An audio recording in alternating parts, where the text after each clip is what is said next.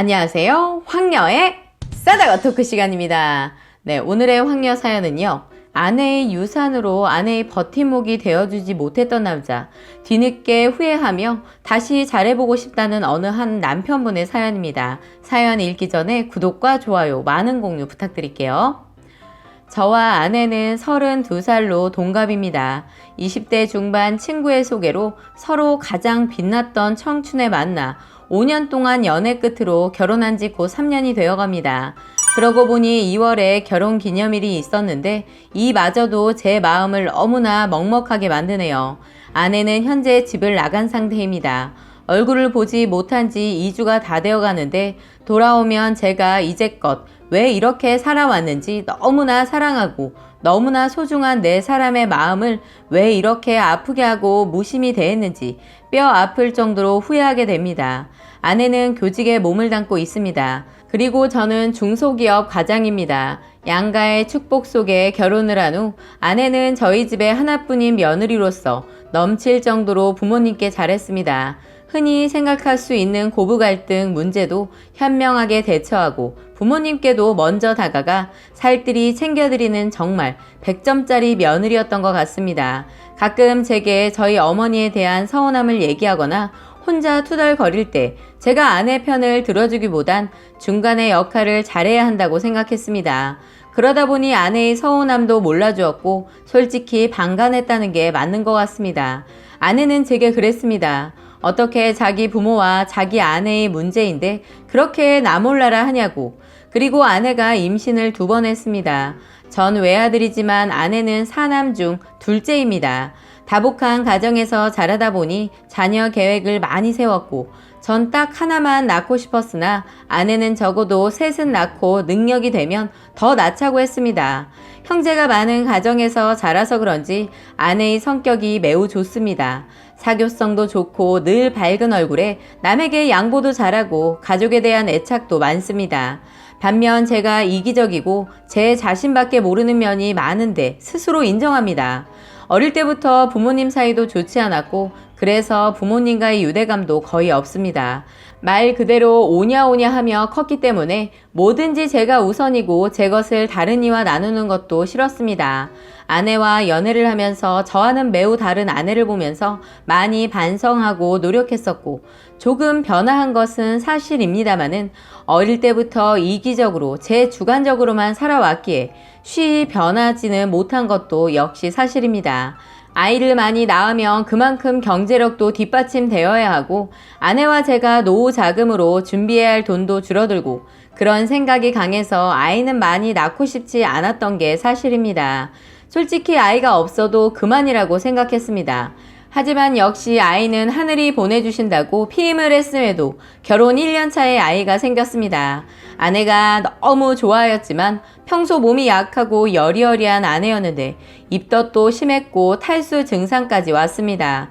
본인 몸 상태를 알기 때문에 휴직을 하고 몸 관리와 태교에 전념하고 싶다고 하는 아내를 제가 말렸습니다.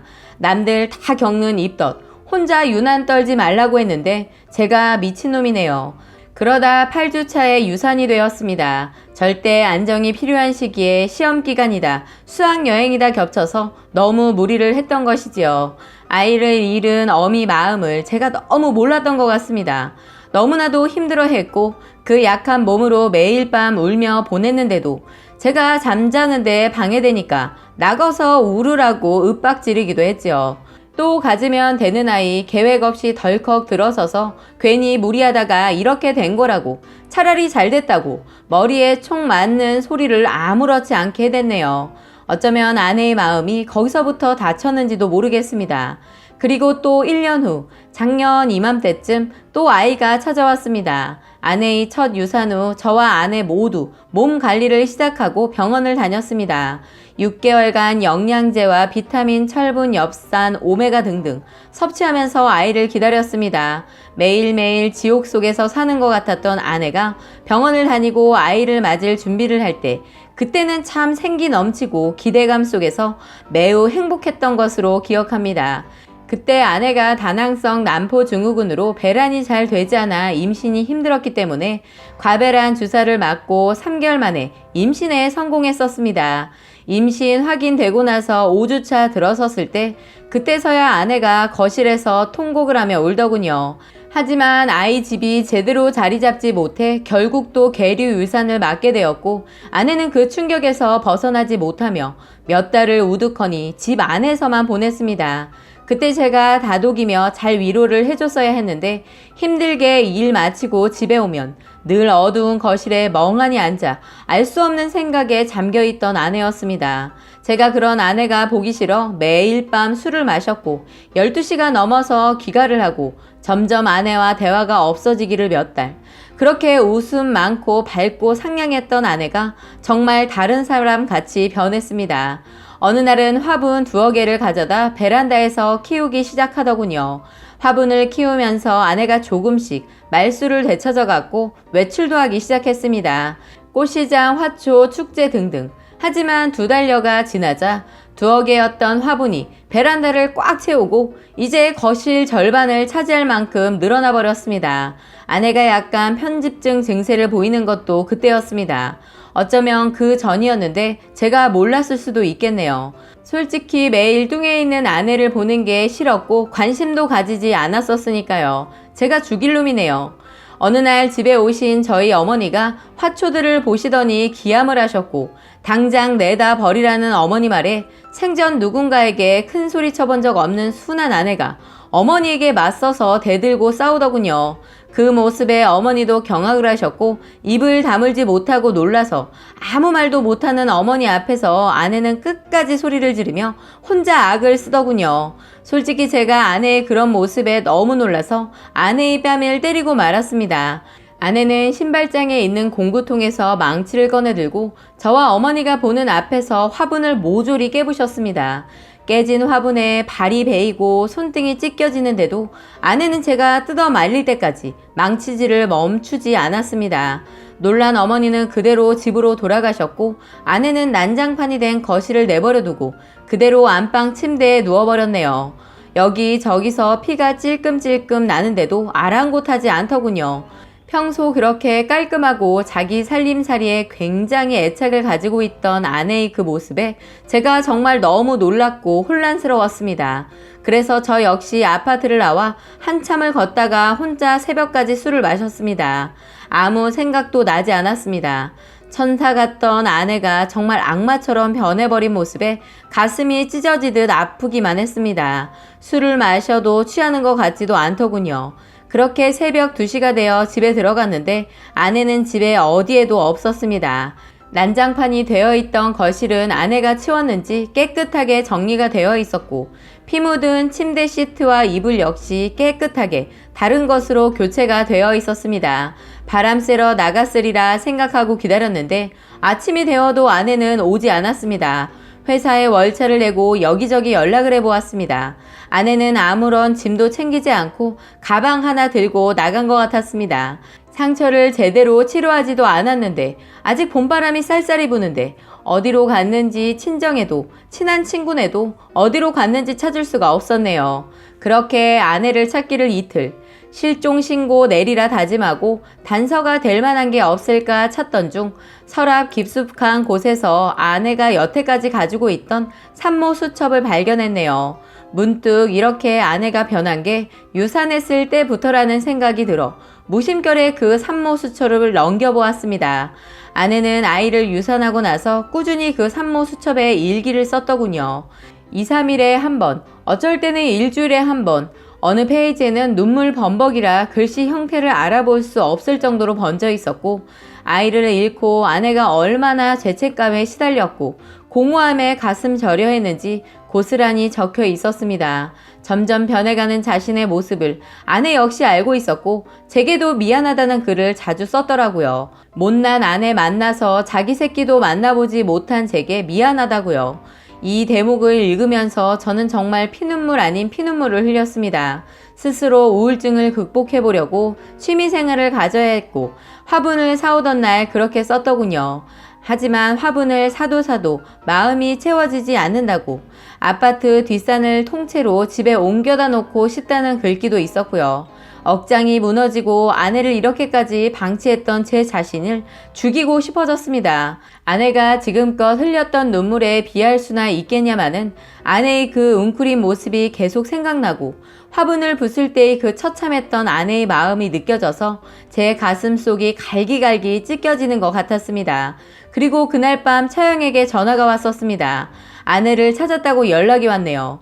아내는 정신병원에 입원을 했다고 합니다. 스스로 말입니다. 그 새벽에, 그 추운 새벽에 혼자 집을 나가서 여기서 멀리 떨어진 곳까지 찾아가 입원을 했는데 아내는 제가 얼마나 원망스러웠을까 생각이 됩니다.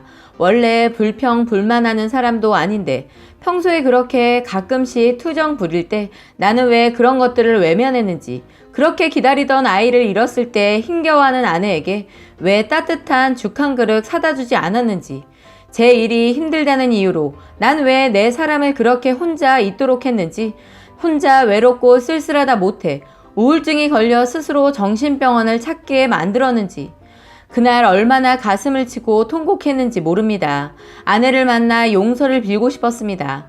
기쁠 때나 슬플 때나 늘 함께하며 백년해로 하겠다던 그 약속도 있고 나는 제 자신만 생각하고 저 힘든 것만 생각했습니다.